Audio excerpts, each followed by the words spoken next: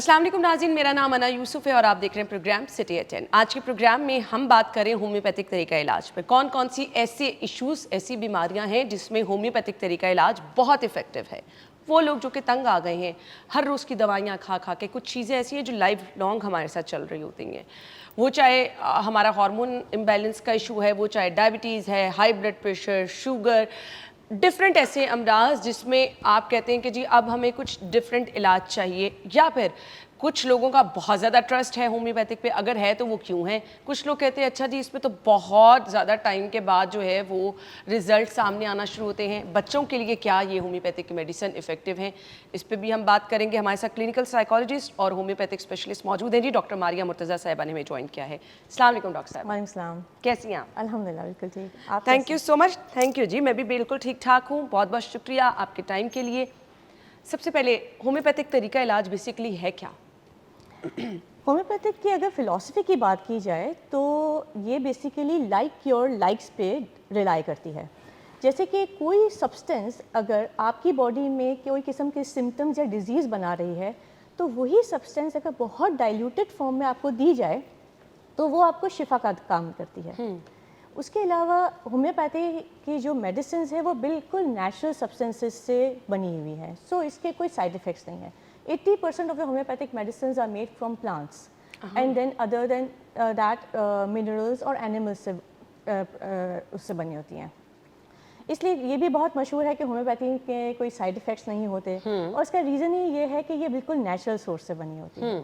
और सबसे इम्पॉर्टेंट बात, होम्योपैथी जो कि आपको रूट कॉज ट्रीट करती है, it does not treat the disease, it treats the person itself. और सबसे पावरफुल बात इसमें मैं होम्योपैथी की ये कहूँगी कि for to persons with same disease, for example, homeopathy में उन दोनों के लिए डिफरेंट मेडिसिन हैं, बिकॉज होम्योपैथी हर इंसान को यूनिक समझती है।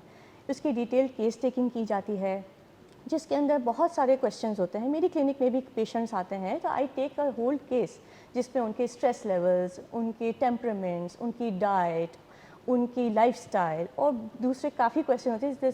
This must take me 30 minutes, sometimes 1 our.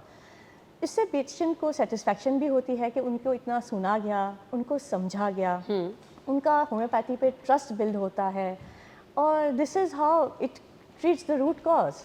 Okay कुछ लोग समझते हैं कि बड़ा स्लो तरीका इलाज है, मतलब हमारे यहाँ ना लोग जल्दबाज हो गए, पेन हो रही है, ओहो पेन किलर खाओ, 1-1.5 घंटे के लिए तो रिलीफ हो गया ना। हालांकि उसको रिपीट करना बार बार, उसके तो बहुत ही खतरनाक नतीजे होते हैं, हम सब लोग जानते हैं। एंटीबायोटिक की यहाँ पर लोगों को आदत हो चुकी है अनफॉर्चुनेटली। नहीं फ़र्क पड़ा, चलो जी 1 दिन बाद 2 दिन बाद आप एंटीबायोटिक बार बार लेते चले जा रहे हैं, तो हमारे लोग हैं जल्दबाज। और जब हम होम्योपैथिक तरीका इलाज पे आते हैं, ये बड़ा स्लोली वर्क करता है। सो ये क्या मिथ है कि ट्रू है कि वाकई ही ये थोड़ा स्लो इलाज है? ये एक्चुअली बहुत ही इंपॉर्टेंट क्वेश्चन आपने मुझसे पूछा है, जिस पे मैं ज़रूर बात करना चाहूँगी। देखिए, होम्योपैथी एक स्लो इलाज है, ये एक बहुत ही बड़ा मिथ है जिसको हमने अब बहुत अच्छी तरीके से साइंटिफिकली प्रूव किया है। फॉर एग्जांपल, अगर होम्योपैथ के पास आप आते हैं with symptoms of diarrhoea, flu या एलर्जी, तो वो आपको लिटरली विद इन मिनट्स या फ्यू आवर्स ठीक करता है। अब आप बताएं इससे फास्ट क्या हो सकता है? बिल्कुल। लेकिन अगर कोई क्रॉनिक डिजीज़ हो, फॉर एग्जांपल आर्थराइटिस है किसी को, या कोई स्किन एलर्जीज, इन्फेक्शंस है which are a long standing disease, then of course it takes time, because के एज आई टोल्ड यू कि होम्योपैथी आपके रूट कॉज की तरफ जाती है। इट फाइंड्स आउट कि क्यों हुआ है। फॉर एग्जांपल, अभी आपने जैसे पेन किलर की बात की, तो एलोपैथी के जैसे मैंने होम्योपैथी का कहा, इट क्योर्स लाइक। एलोपैथी की फिलॉसफी है opposite cures opposite. If you have inflammation, they will give you anti-inflammatory. If you have, for example, pain, they will give you painkiller. If you have infection, they will give you antibiotics. ठीक है, ताकि वो चीज़ suppress हो जाए। Homeopathy suppression treatment में नहीं मानती। Okay. वो हील करती है आपको naturally from the root cause, जिसकी वजह से उसके रिजल्ट्स भी सस्टेनेबल रहते हैं। और जब आपको फॉर एग्जांपल एक चीज़ ठीक हो जाती है, फॉर एग्जांपल मेरे पास स्किन के काफ़ी डिजीज़ के पेशेंट्स आते हैं, हार्मोनल इम्बैलेंस के आते हैं, डाइजेस्टिव इश्यूज़ के आते हैं, सो स्ट्रेस और एंजाइटी के आते हैं, तो उनको वो वापस रिलैप्स नहीं करते, सिंस क्योंकि जो आपकी रूट कॉज है उस पे काम हो। काम हो ठीक चुका होता है। है। एनी साइड इफेक्ट बच्चों में, बड़ों में? homeopathy is extremely safe for everyone, even for pregnant ladies, Okay. and even for infants, I would tell you. Why? Because as I told you कि ये natural sources से बनी हुई है, और सेकेंडली ये बहुत ज़्यादा डाइल्यूटेड फॉर्म में दी जाती है, जो कि आपकी इम्यूनिटी को एक्टिवेट करती है, और आपकी जो बॉडी की नेचुरल हीलिंग सिस्टम है उसको ही इम्यूनाइजेशन का इसका इफेक्ट है। ग्रेट, बच्चों से स्टार्ट कर लेते हैं। Sure, sure. मुझे एक दफ़ा मेरी बेटी छोटी थी और वो जब दांतों वाले प्रोसेस पे आई ना, तो किसी ने कहा कि बायो 24, पता नहीं बायो 21 है, 21 यस, वो देना शुरू करो। तो वो बेसिकली ये बच्चों के साथ करती क्या है कि जब हम कह रहे होते हैं बच्चा दांतों पे आता है, बहुत ही माइंड डिस्टर्ब होती हैं, तो क्या ये सेफ है और ये किस तरह से वर्क करती है? See, Bio 21 is nothing but a biochemic salt. I'm also a biochemist. मैंने biochemistry में भी masters किया है, so I always involve biochemistry in my medication and my Great. treatment.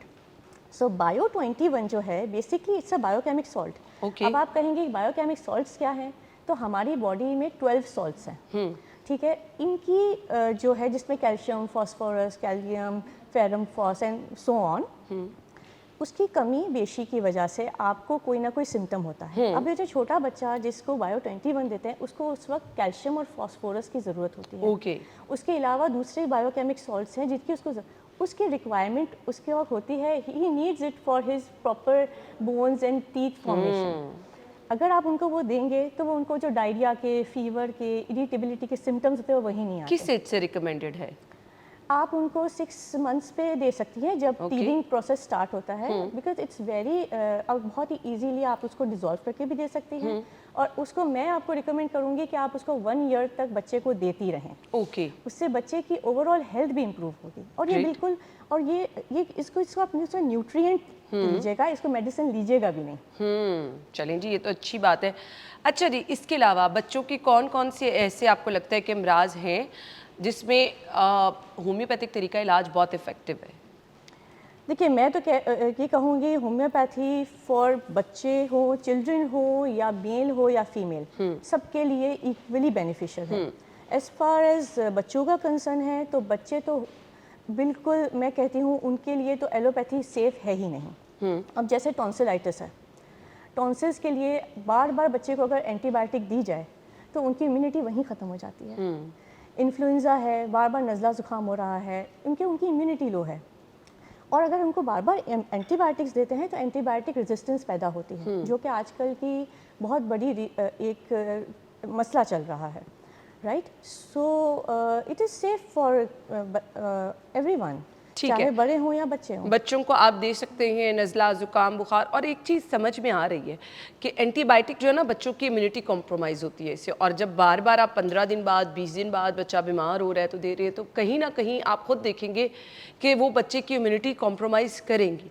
तो यहाँ पर तो कम से कम ये है कि आपके बच्चे की इम्यूनिटी कॉम्प्रोमाइज़ नहीं हो रही, सेफ़ तरीका इलाज है बच्चों के लिए।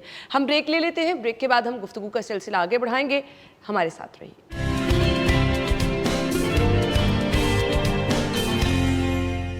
Welcome back once again. So मर्द और ख़वातीन अगर एक होम्योपैथिक तरीका इलाज करवाना चाह रहे हैं तो इफ़ेक्टिव तरीका इलाज कौन सा है, इस पे हम बात करने वाले हैं। अच्छा जी, ख़वातीन में PCOS का मसला बहुत ज़्यादा है, सो होम्योपैथिक तरीका इलाज इसमें किस तरह से काम करता है?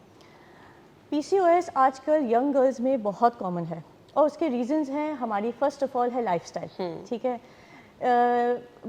आजकल की जो बच्चों की लाइफस्टाइल, बैठे रहना, मोबाइल देखना, और होम्योपैथी का जहाँ तक इलाज की बात है तो जो PCOS के सिम्टम्स हैं जिसके अंदर weight gain, acne, hair fall, hair thinning, mood swings, anxiety, ये सारी चीज़ें होम्योपैथी हार्मोनल बैलेंस को लेके चलती है। होम्योपैथी में बेशुमार ऐसी मेडिसिन हैं जो कि PCOS के जो हार्मोनल इम्बैलेंसेस की वजह से जो उनके अंदर साइड इफ़ेक्ट्स आते हैं या जो सिम्टम्स आते हैं उसको ग्रेजुअली हील करती है। फिर आहिस्ता आहिस्ता उनका वज़न भी कम होने लगता है, स्किन भी क्लियर होने लगती है, पीरियड्स रेगुलर हो जाते हैं, जो कि सबसे बड़ा साइन है PCOS का।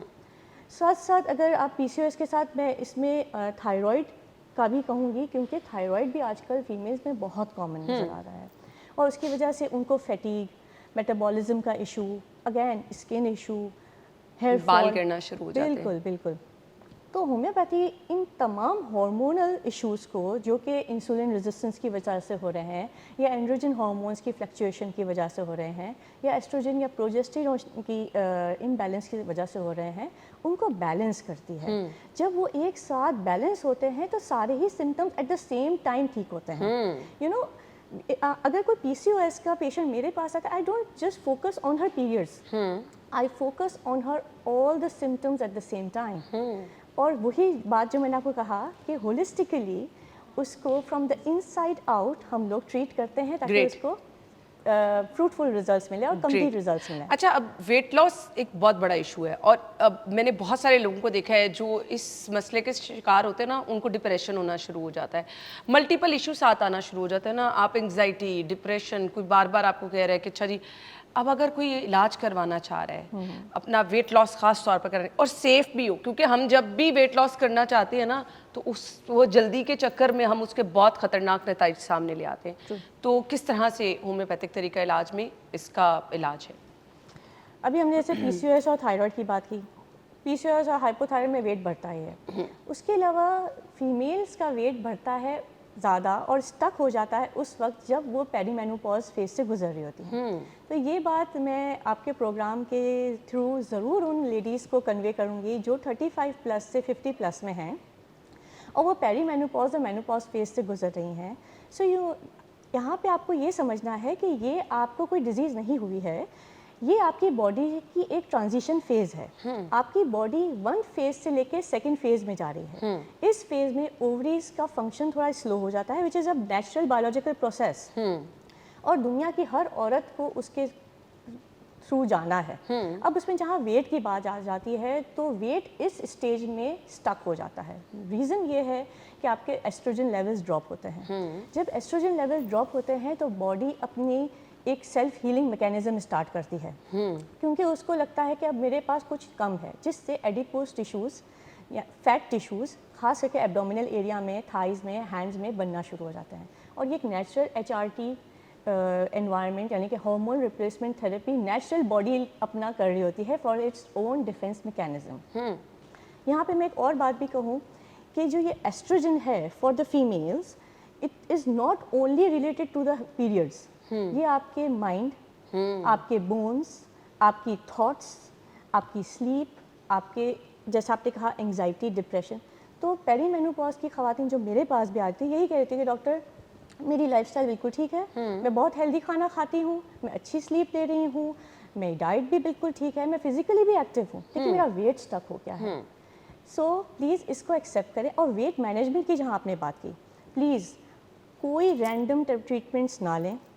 आपको जो करना है वो ये करना है, आपको अपना स्ट्रेस मैनेज करना है by doing yoga, by doing exercise को अपना रूटीन बनाएं, हेल्दी न्यूट्रिशनल डाइट लें, ये बहुत ज़रूरी है। अपनी स्लीप साइकिल को इम्प्रूव करें। बिल्कुल, गुर्दे की पथरी का इलाज कहा जाता है होम्योपैथिक में बेहतरीन है। बिल्कुल, जी जी। तो किस तरह से? देखिए, गुर्दे की पथरी का माशाल्लाह अल्हम्दुलिल्लाह मेरी प्रैक्टिस में भी बहुत सारे सक्सेसफुल ट्रीटमेंट्स हैं, जिस पे ना सिर्फ उनकी गुर्दे की पथरी खुद ब खुद होम्योपैथिक मेडिसिन से क्रश होकर ड्रेन आउट हो जाती है थ्रू यूरिन, राइट। और उसके बाद इसका सबसे बड़ा फ़ायदा है कि इसमें रीअकरेंस नहीं होती। हाँ, वो रिपीट होती है ना कुछ लोगों की बार बार। काफ़ी पेशेंट्स आते हैं जो लेज़र करवा के ट्रीटमेंट करवा के आ रहे होते हैं, वो कहते हैं पहले थी अब वापस आ गई है डॉक्टर साहब, अब मैं क्या करूं। और अनफॉर्चुनेटली ये भी एक बहुत बड़ा अलमिया है कि लोग एलोपैथी और दूसरे सारे ट्रीटमेंट्स करके आखिर में होम्योपैथी को एज अ लास्ट रिजॉर्ट समझते हैं और फिर आते हैं, और अल्हम्दुलिल्लाह शुक्र है कि फिर उनको हमेशा के लिए फ़ायदा भी हो जाता है। कुछ बड़ी बीमारियां, कैंसर, हेपेटाइटिस, इनका इलाज भी है सेफ?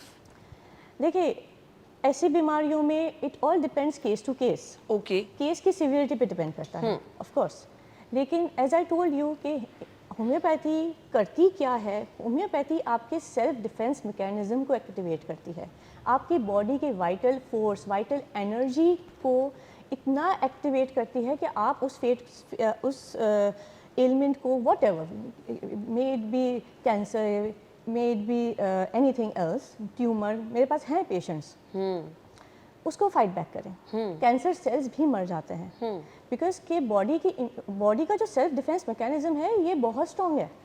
हमारे अंदर ट्रिलियंस ऑफ बैक्टीरियाज हैं, तो क्या हम हर वक्त बीमार रहते हैं? नहीं, बिल्कुल। लेकिन कुछ बैक्टीरियाज जो हमें अफेक्ट करते हैं उनको हमने सिर्फ उसकी इम्यूनिटी बूस्ट करके उससे फाइट बैक करना होता है, एंड दैट इज़ ऑल सही। The science behind homeopathy. सही। लास्ट क्वेश्चन पूछना चाहूँगी, बहुत सारी ख़वातीन परेशान हैं जी बांझपन की वजह से, सो इसका इलाज क्या है होम्योपैथिक? देखिए, बांझपन भी एक ऐसी चीज़ है जो कि प्रॉमिसिंग नहीं की जा सकती, राइट। अगेन मैं यही कहूँगी, it depends case to case, लेकिन इनफर्टिलिटी के बहुत सारे केसेस होम्योपैथी ने रिजॉल्व किए हैं। तो मैं यही कहूँगी कि आप आएँ, अपना पूरा केस दें, बिकॉज हम लोगों के पास one size fits all medicine नहीं होती। हर किसी की We अपनी take a अपनी हिस्ट्री है case. ना, आपकी एग्जैक्टली। हार्मोनल हिस्ट्री, आपकी जेनेटिक हिस्ट्री, आपकी फिजिक, आपके mental stress, emotion, family background, हर चीज़ को देख के बहुत matter करती इनफर्टिलिटी। हैं चीज़ें, लेकिन बिल्कुल। यस, इनफर्टिलिटी का इलाज है ज़रूर, ठीक और है। माशाल्लाह से बहुत अच्छे पॉजिटिव रिजल्ट्स भी आते हैं। सही, यानी बहुत सारे सवालात जो आपको लग रहा था कि शायद ये तरीका इलाज स्लो है, शायद उतना इफ़ेक्टिव नहीं है, तो आज हमने इन डिटेल डिस्कस किया है कि कोई भी मसला हो, होम्योपैथिक तरीका इलाज जो है वो चाहे स्लो थोड़ा करता है लेकिन मसले की जड़ तक पहुंचता है और उसको ख़त्म करता है। थैंक यू सो मच जी, बहुत बहुत शुक्रिया आपके टाइम के लिए। हम ब्रेक लेंगे, आपको ज्वाइन करेंगे ब्रेक के बाद। Stay with us.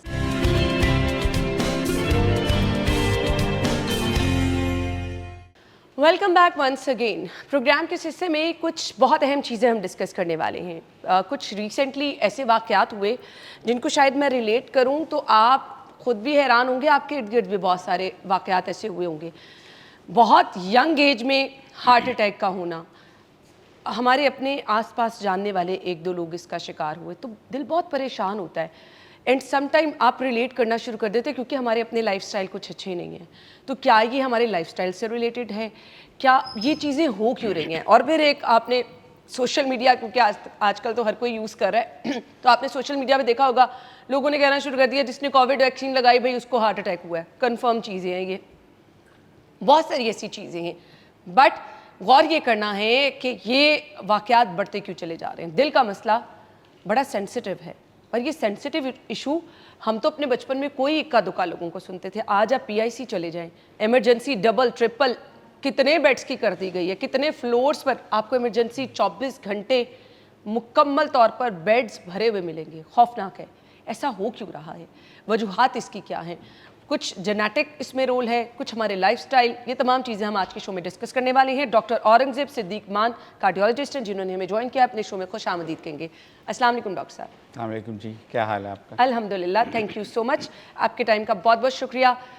Always a pleasure. अब एक चीज़ बड़ी कॉमन होती जा रही है, यंग एज में हार्ट अटैक। बहुत ऐसे वाक़यात हमने अपनी आंखों के सामने देखे। वजह क्या है इसकी? जैसा अभी आपने कहा, इसके मल्टीपल इन्फ्लुएंसेस हैं।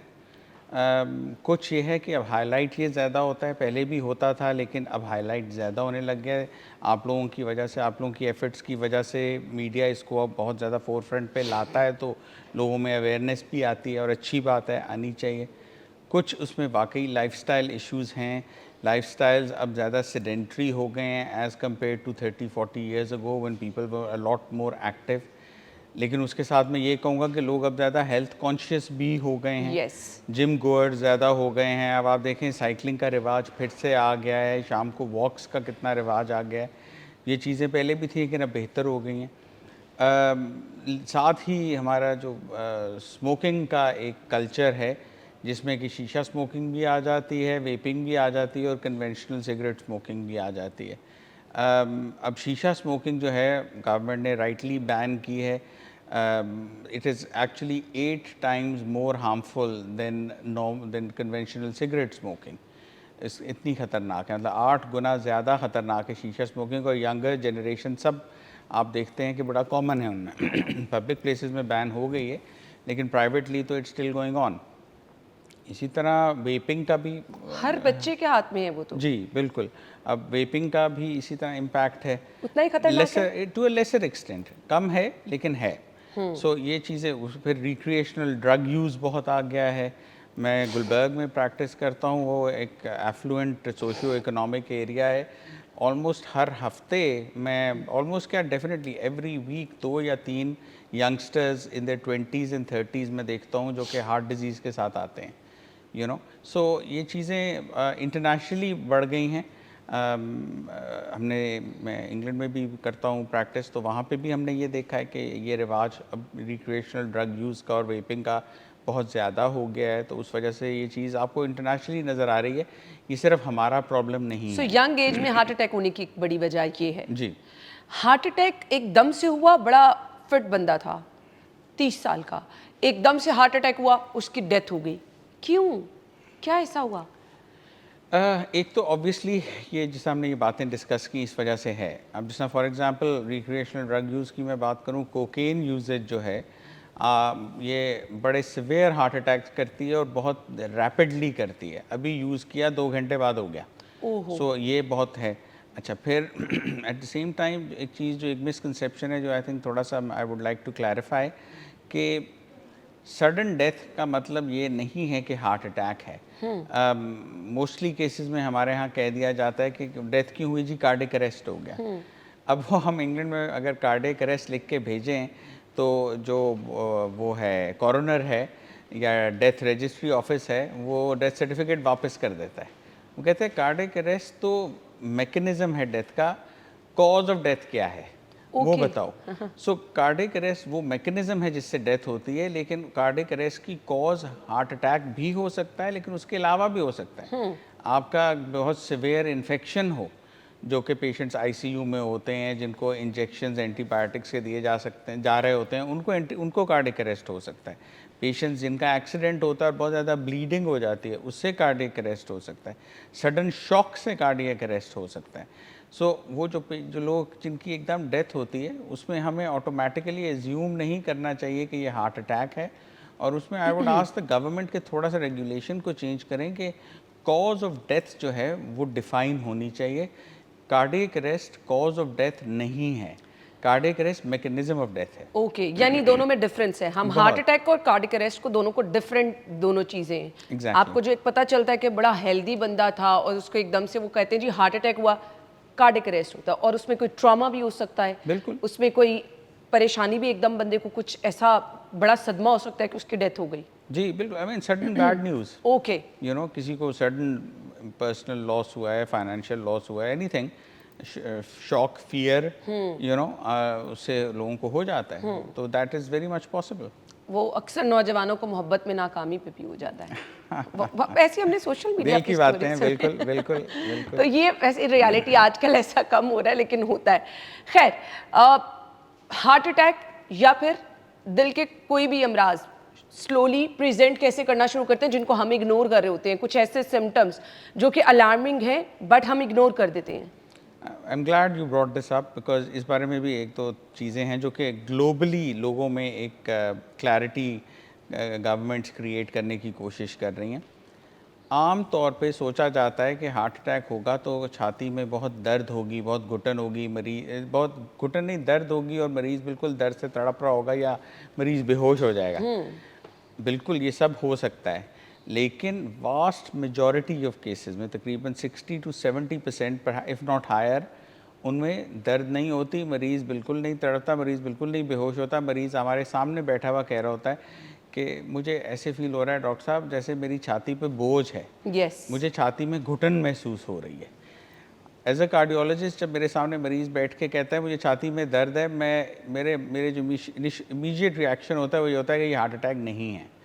लेकिन अगर वो मुझे मेरे सामने बैठ के कहे कि डॉक्टर साहब मुझे छाती में घुटन महसूस हो रही है, तो मैं कहता हूँ इसकी फ़ौरन ईसीजी करवाओ।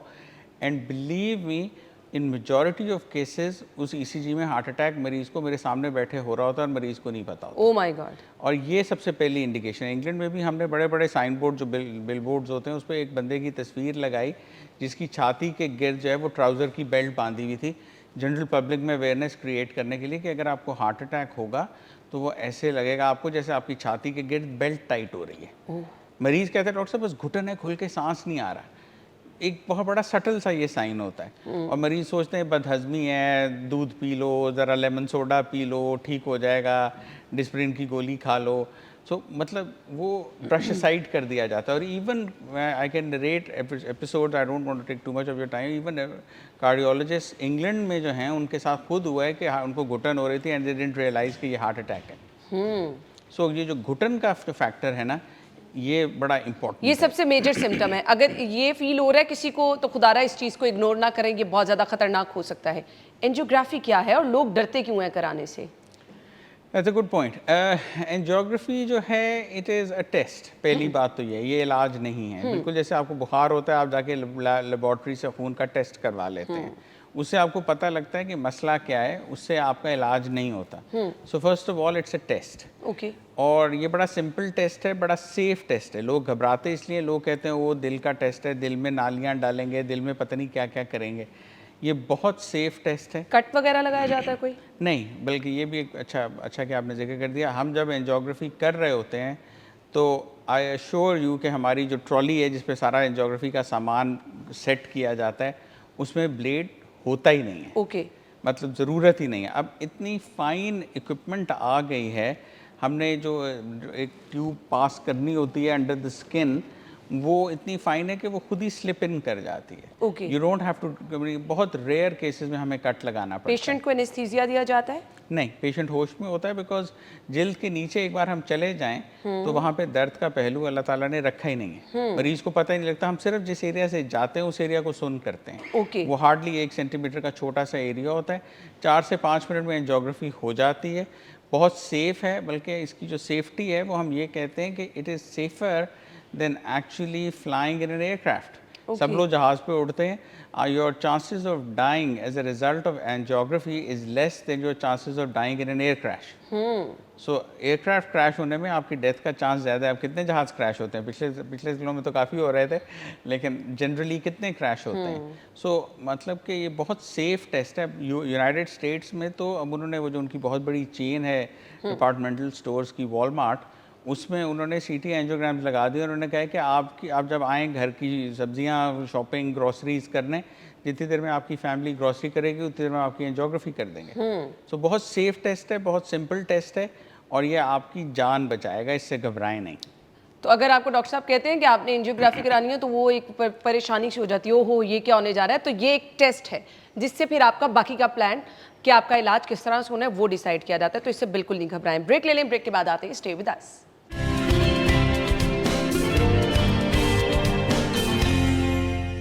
Welcome back once again. अच्छा, हमने ना आपके लिए आज का शो इसलिए डिज़ाइन किया है कि आप अपनी लाइफ को थोड़ा सा रिलेट करें कि आप अपने साथ क्या करें। डॉक्टर साहब, हमारी कुछ ग़िज़ाएँ भी ऐसी हैं जो हमें इस तरफ लेके जाती हैं कि हम अपने साथ खुद ये प्रॉब्लम करें कि हमें दिल का मसला हो जाए। कुछ 5 ऐसी ग़िज़ाएँ जो बहुत ख़तरनाक हैं, सबको रोकनी है। जी हैं।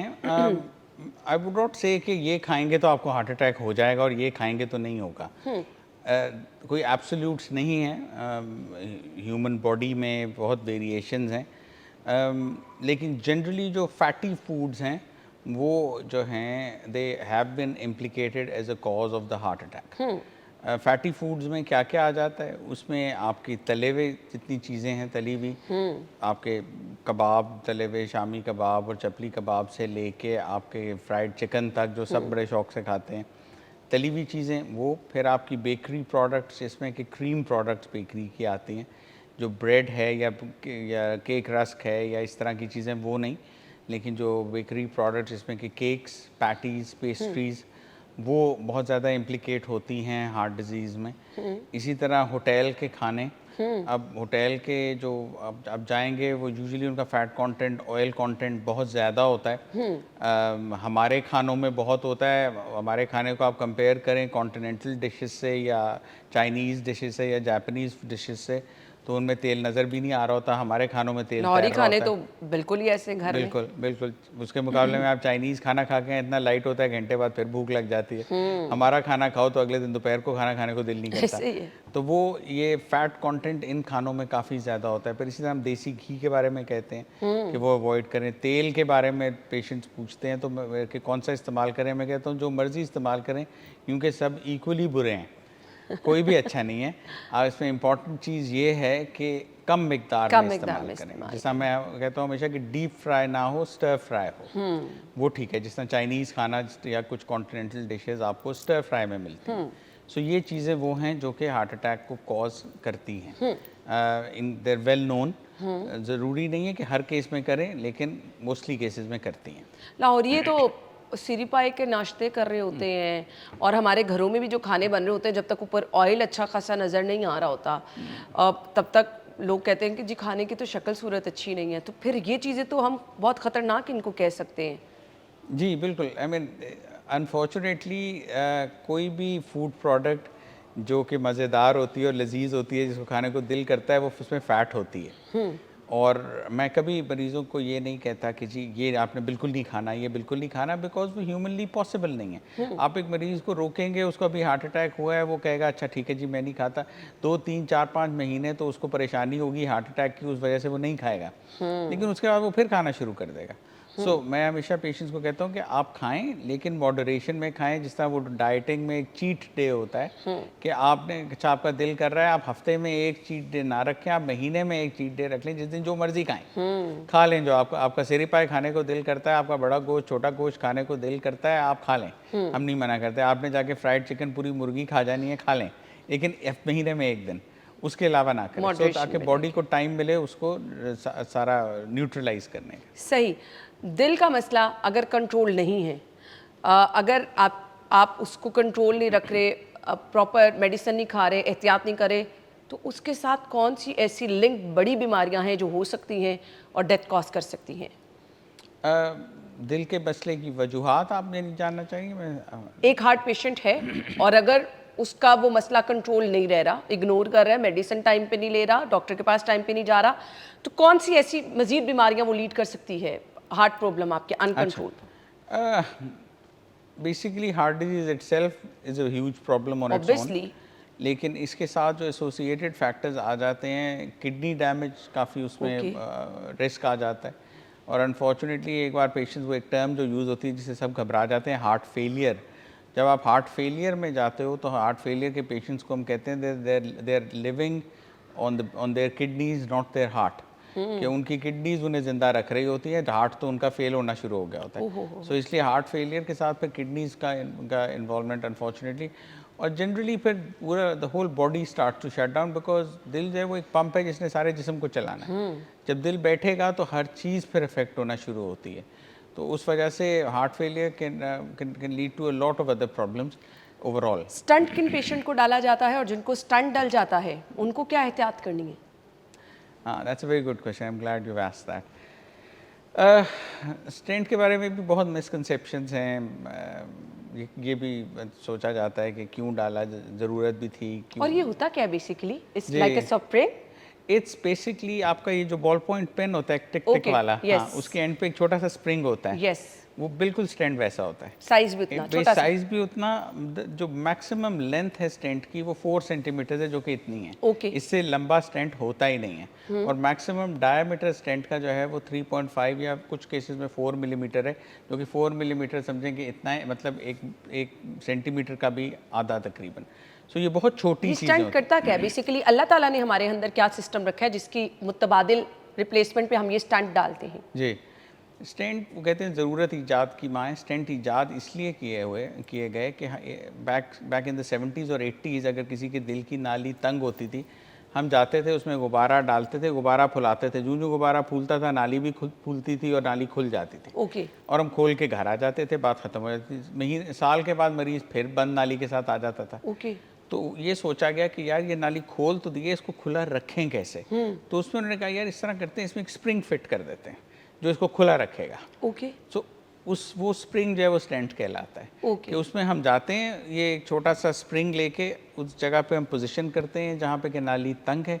नाली को ये स्टेंट एक गुब्बारे पे चढ़ाया होता है, तो उस गुब्बारे में हम हवा भरते हैं, जो गुब्बारा फूलता है साथ ही स्टेंट भी खुलता है और साथ ही नाली भी खुलती है। ओके। और वो स्टेंट जो है वो नाली की दीवार में जाके पेवस्त हो जाता है और तकरीबन 6 महीने से 1 साल के अंदर इसके ऊपर एक नई जिल्द की तय बन जाती है, ये जिस्म का हिस्सा बन जाता है। ओके। इसको हम बाद में निकाल नहीं सकते। पेन नहीं करता वो, बिल्कुल सेफ होता है। बिल्कुल सेफ होता है। सो अब जब स्टंट डल गया तो आपने क्या बहुत मोहतात रहना है?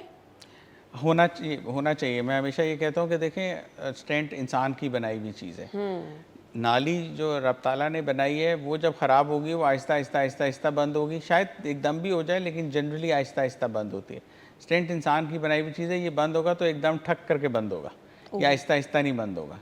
एक बात। दूसरी बात, आहिस्ता आहिस्ता बंद अगर होता भी है तो वो उसके मतलब उसकी जो वजूहात हैं वो डिफरेंट थी, और वो पुराने स्टेंट्स में ज़्यादा होता था। अब नए जो मेडिकेटेड स्टेंट्स हैं, जो कि नए भी अब नहीं है, पिछले 25-30 साल से हम इस्तेमाल कर रहे हैं, लेकिन जो इनिशियल स्टेंट्स थे वो ज़्यादा जल्दी बंद हो जाते थे। अब वाले जो स्टेंट्स हैं बड़े शानदार इक्विपमेंट है, मतलब ये इतनी प्रिसाइज टेक्नोलॉजी है कि आप इमेजिन करें कि पूरी दुनिया में 7-8 सिर्फ कंपनीज़ हैं जो स्टेंट बनाती हैं, बिकॉज़ इसकी टेक्नोलॉजी इतनी प्रिसाइज, इतनी स्पेसिफिक है कि वो बनाना हर कंट्री में या हर सेटअप में पॉसिबल ही नहीं है। सो ये बहुत प्रिसाइज चीज़ें होती हैं, ये मैल फंक्शन नहीं करती। हाँ, एक बार स्टेंट डाल दें तो कुछ एहतियात ज़रूर करना चाहिए। जैसा फॉर एग्ज़ाम्पल डायबिटिक्स जो होते हैं, डायबिटिक्स में हम हमेशा ये मेडिकेशन वाला स्टेंट, कोटेड स्टेंट जिसे हम बोलते हैं, वो डालते हैं। वो डायबिटीज़ जो है वो स्टेंट को ख़राब करती है। ओके। मैं I practice in Dubai as well, तो वहाँ पे अरब्स ने जो है वो डायबिटीज़ को कहते हैं मर्ज़ उम्मुल खबाइस, कि डायबिटीज़ जो है ये तमाम खबासतों की माँ है, ये हर मर्ज़ को जन्म देती है। सो वो चीज़ें जो हैं वो स्टेंट्स को ख़राब करती हैं, और इसी तरह वो जो फैटी फूड्स की बात हुई वो भी। ये दिल की नालियाँ सिकुड़ती कैसे हैं, क्या वजूहात बनती है इसकी?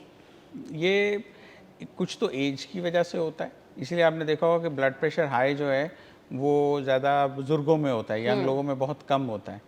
एज के साथ दिल जनरली आपके जिस्म की नालियाँ सिकुड़ती हैं, और वो सिकुड़ने से जो है वो जूं नाली एक सिकुड़ेगी, आपको इमेजिन करें जैसे घर की पानी की पाइप है, जूं पाइप सिकुड़ेगी प्रेशर उस पाइप के अंदर बढ़ेगा। सो इसी तरह ये जिस्म की नालियाँ जूं सिकुड़ती हैं, उससे प्रेशर भी बढ़ता है, और उससे फिर बाकी डिजीज़ हाई ब्लड प्रेशर की वजह से जो होती हैं वो होती हैं। सो दिल की नालियाँ सिकुड़ती क्यों हैं? कुछ एज रिलेटेड है, कुछ कोलेस्ट्रॉल की वजह से हो जाता है, कुछ स्मोकिंग की वजह से हो जाता है, कुछ अगर आपको किडनी के फेलियर हो या लिवर डिजीज़ हो उसकी वजह से भी हो जाता है। सो मल्टीपल रीजंस हैं इसकी, और कोई एक रीज़न अलोन नहीं करती इसको, ये सारी चीज़ें कंट्रीब्यूट करती हैं। कोलेस्ट्रॉल के मरीज़, फैटी लिवर के मरीज़, जिनको ये मल्टीपल इशू हैं, तो उनको रिस्क फैक्टर है कि दिल का मसला हो सकता है, उन्हें अपने इन इश्यूज़ को कंट्रोल रखना है, प्रॉपर डॉक्टर के पास जाना है, ताकि ये मसला जो है उनका टाइमली जो है वो हल हो सके। अदरवाइज़ बड़ा मसला जो है वो हो सकता है। एहतियात, जी, क्योंकि हम कहते हैं ना prevention is better than cure. एक मैसेज आपका चाहिए देखने वालों के लिए? one of the messages would be prevention is better than cure, to be honest with you. लेकिन मैं जो मोर स्पेसिफिक मैसेज दूंगा, जिससे I hope I can address some of the concerns in the society, ये जो मैंने angiography के बारे में बात की उसके ऊपर मैं मैसेज दूंगा कि एंजियोग्राफी एक बहुत मुफीद और एक बहुत सेफ़ टेस्ट है, इससे घबराइए नहीं, ये आपकी जान बचाती है। चलें जी, इसी नोट पे हम आपसे इजाज़त चाहेंगे। ज़रूर अगर आपके साथ कोई ऐसे इशू चल रहे हैं, क्योंकि हमने एक अलार्मिंग सिचुएशन भी डिस्कस किया, जैसे डॉक्टर साहब ने बताया चेस्ट में अगर आपके बहुत ज़्यादा फील हो रहा है कि जैसे कुछ दबाव सा हो रहा है, तो लाजमी तौर पर फौरी तौर पर डॉक्टर के पास जाएं और बड़े मसले से बचें। थैंक यू सो मच, आपके टाइम का बहुत शुक्रिया। हमें इजाज़त दीजिए, अल्लाह हाफ़िज़।